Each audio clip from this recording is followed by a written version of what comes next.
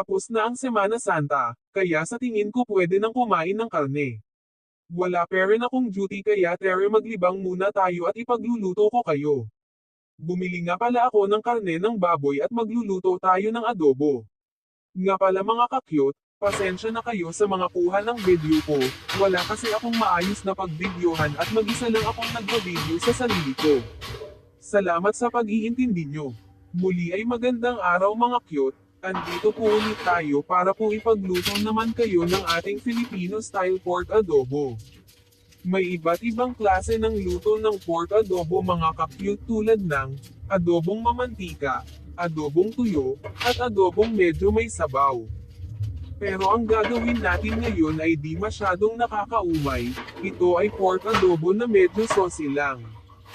Dito nga ay hiniwa ko na yung karne into cube size, at sinunod naman ang sangkap na sibuyas at bawang.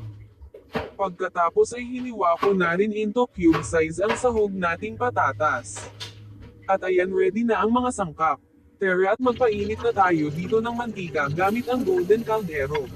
Saka natin isahin o sasangkutsahin ang mga sangkap. Isahin lamang natin ng mabuti ang mga sangkap at pwede na nating ilagay ang ating karne. Okay. Naglagay pala muna ako ng nor seasoning kasama ng mga sangkap. Pag ginawa mo ito ka-cute siguradong madry gising sa amoy pati bagong tulog na kapitbahay mong lasing. Gisahin lamang natin ng mabuti ang mga sangkap at pwede na natin ilagay ang ating karne.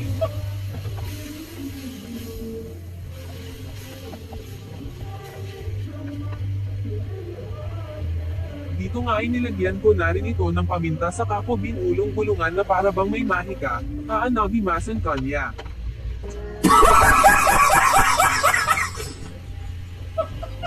Continue lang tayo sa pagsangkot siya kapag nasangkot siya na ng mabuti ay pwede na natin itong takpan hanggang medyo magmantika, saka natin ito lalagyan ng konting tubig pampalambot at takpan lamang ulit hanggang medyo mag-reduce na ang tubig niya.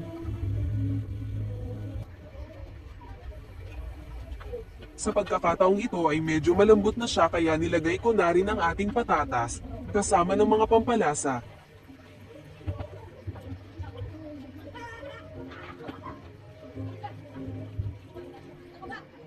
Naglagay na ko dito ng toyo, oyster sauce, konting suka at betchin. Hinalo-halo ko lamang ito at saka tinakpan ulit.